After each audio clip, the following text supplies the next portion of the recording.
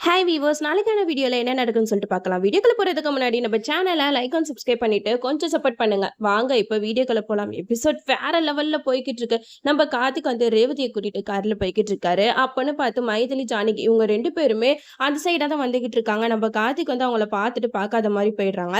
அத பார்த்துட்டு ரொம்பவே ஃபீல் பண்றாங்க மைதிலியும், ஜானகியும்.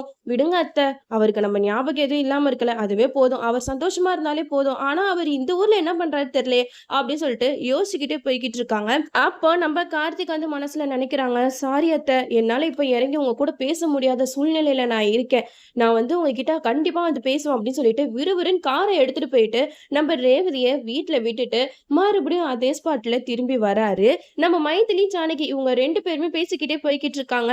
நான் கூட நினைச்சேன் அவரு தீபாவ மறக்க முடியாம ரொம்ப கஷ்டப்பட்டுட்டு இருப்பாருன்னு. ஆனா இந்த ஊர்ல அவரு சந்தோஷமா தானே இருக்காரு. அதுவே போதும் அப்படின்னு சொல்லிட்டு 2 பேரும் பேசிட்டு போயிட்டு இருக்கும்போது, நம்ம கார்த்திக் வந்து செம்மையா கார அவங்க முன்னாடி நிப்பாட்டுறாங்க. அதுலேருந்து கார்த்தி இறங்கி வந்து ஜானகிய அத்தன வாய் நெறையா கூப்பிடுறாங்க நம்ம கார்த்திக். இதெல்லாம் கேட்ட ஜானகி வந்து ரொம்பவே சந்தோஷப்படுறாங்க.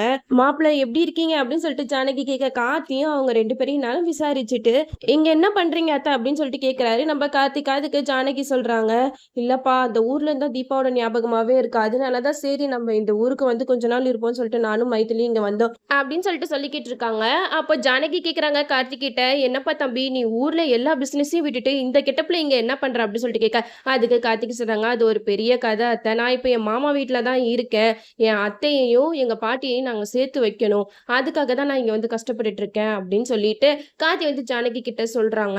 அப்போ ஜானகி கேட்குறாங்க, "உங்களுக்கு கல்யாணம் ஆயிடுச்சா?" அப்படின்னு சொல்லிட்டு கேட்க, உடனே கார்த்திக் சொல்றாங்க, "இங்க இருந்து பேசினா வேலைக்காவது, நீங்க வாங்க. உங்களுக்கு நான் தங்குறதுக்கு இடம் அரேஞ்ச் பண்ணி தரேன்" அப்படின்னு சொல்லிட்டு கூட்டிட்டு போயிடுறாங்க. அப்போ ஜானகி சொல்றாங்க, "இல்லப்பா தம்பி, மாமாவோட சொந்த வீடு இங்க தானே இருக்கு. நாங்க அங்கேயே தங்கிக்கிறோம்" அப்படின்னு சொல்லிட்டு கார்த்திக் கிட்ட சொல்றாங்க. "பரவால்ல வாங்க, நான் அங்கேயே போய் உங்கள விடுறேன்" அப்படின்னு சொல்லிட்டு கார்த்திக் வந்து அவங்க 2 பேரையும் கூட்டிட்டு போறாங்க. அங்க போயிட்டு வீட்டெல்லாம் கிளீன் பண்ணி செம்மையா ரெடி பண்ணிடுறாங்க. நம்ம கார்த்திக் வந்து தீபாவோட ஃபோட்டோவுக்கு விளக்கெல்லாம் ஏத்தி அந்த இடத்துல நம்ம தீபாவ பத்தி ரொம்ப நாள் கழிச்சு ஃபீல் பண்ணி அழுகுறாங்க. இதெல்லாம் பார்த்த ஜானகி வந்து கார்த்திய பார்த்து சொல்றாங்க, "கவலைப்படாதீங்க தம்பி. தீபாவோட தலையெழுத்து அவ்வளவுதான் முடிஞ்சு போயிடுச்சு. இனிமேட்டு உங்களுக்கான வாழ்க்கைய நீங்க பாருங்க. இங்க நீங்க சந்தோஷமா இருக்கணும்" அப்படின்னு சொல்லிட்டு ஜானகி வந்து கார்த்திய சமாதானப்படுத்துற மாரி பேசுறாங்க. அப்ப ஜானகி கேட்குறாங்க, "உங்களுக்கு கல்யாணம் ஆயிடுச்சா?" அப்படின்னு சொல்லிட்டு கேட்க, அதுக்கு கார்த்திக் சொல்றாங்க, "கல்யாணம் ஆயிடுச்சு.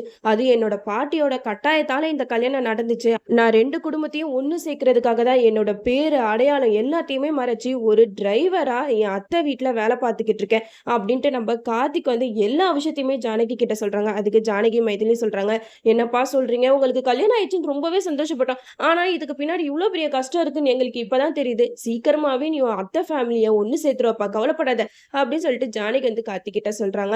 அப்போ மைதிலி சொல்லிக்கிட்டு இருக்காங்க, "தம்பி தப்பா எடுத்துக்கலன்னா நான் உங்ககிட்ட ஒண்ணு கேட்கலாமா? உங்க கல்யாண ஃபோட்டோ ஏதாவது இருந்தா காட்டுங்களேன்" அப்படின்னு சொல்லிட்டு கேட்கறாங்க. அதுக்கு நம்ம கார்த்தி, ரேவதி, கார்த்திக் 2 பேருக்கும் கல்யாணம் ஆன ஃபோட்டோவ காட்டுறாங்க. இத பார்த்துட்டு ஜானகி, மைதிலி ரொம்பவே சந்தோஷப்படுறாங்க. "எப்படியோ தம்பி உங்களுக்கு கல்யாணம் ஆயிடுச்சு. எங்களுக்கு அதுவே போதும். நீங்க தீபாவ நினைச்சு ரொம்பவே கஷ்டப்பட்டுட்டு இருந்தீங்க. உங்களுக்கு ரொம்ப அம்சமா இருக்கா இந்த பொண்ணு. 2 பேரோட ஜோடி பொருத்தமும் சூப்பரா இருக்கு" அப்படின்னு சொல்லிட்டு மைதிலி சொல்லிக்கிட்டு இருக்காங்க. அதுக்கு கார்த்திக் சொல்றாங்க, "எனக்கும் இவளுக்கும் ஆகவே மாட்டேங்குது. நான் கூட இவள ஆஸ்திரேலியா கொண்டு போய் விட்டுட்டு வந்துடலாம்னு நினைச்சேன். அதுக்குள்ள அவளுக்கு கை உடைஞ்சு இந்த மாதிரிலாம் ஆயிடுச்சு" அப்படின்னு சொல்லிட்டு நடந்த விஷயம் எல்லாத்தையுமே நம்ம கார்த்திக் வந்து 2 பேர்கிட்டயும் சொல்லிக்கிட்டு இருக்காங்க. அப்போ ஜானகி மைதிலி சொல்றாங்க, "தம்பி ஒரு வேளை சாப்பாடு சாப்பிட்டுட்டு போப்பா" அப்படின்னு சொல்ல, உடனே கார்த்தியும், "அது எப்படி அத்தை? நான் உங்க வீட்டுக்கு வந்து சாப்பிடாம போவேனா? உங்க கையால சாப்பிட்டு எவ்வளவு நாள் ஆச்சு? நீங்க சாப்பாடு செய்யுங்க" அப்படின்னு சொல்லிட்டு சொல்றாங்க. அப்போ மைதிலி சொல்றாங்க, "தம்பி, நீங்க ரேவதிய வீட்டுக்கு கூட்டிட்டு வரீங்களா? 2 பேரும் ஜோடியா பார்க்கணும்னு எங்களுக்கு ரொம்பவே ஆசையா இருக்கா" அப்படின்னு சொல்லிட்டு கார்த்திக் கிட்ட மைதிலி கேட்கறாங்க. அதுக்கு கார்த்தி சொல்றாங்க, "இப்போ வந்து அவளுக்கு கை உடைஞ்சிருக்கு. அந்த கையெல்லாம் சரியாகட்டும். நானே அவள வீட்டுக்கு கூட்டிட்டு வரேன்" அப்படின்னு சொல்லிட்டு கார்த்திக் வந்து மைதிலி கிட்ட, ஜானகி கிட்ட சொல்லிட்டு போயிடுறாங்க. இதுல என்ன ஒரு விஷயம்னா, நம்ம கார்த்திக் வந்து ரொம்ப நாள் கழிச்சு நம்ம தீபாவ நினைச்சு பார்த்திருக்காரு. அதுவே போதும். நம்ம தீபாவ பத்தின விஷயம் எல்லாமே நம்ம ரேவதிக்கு தெரிய வந்து, அதுக்கப்புறம் ரேவதி என்ன மாரி முடிவு எடுக்குறாங்கன்னு தெரியல. ஏற்கனவே கல்யாணம் பண்ண நீ எனக்கு தாலி கட்டியிருக்கியா அப்படின்னு சொல்லிட்டு சண்டை போடுவாங்களா? இல்ல கார்த்தியோட பாஸ்ட் லைஃப் எல்லாம் ஏத்துக்கிட்டு அவங்க கூட வாழ்வாங்களான்னு நம்மளும் வெயிட் பண்ணி பார்ப்போம்.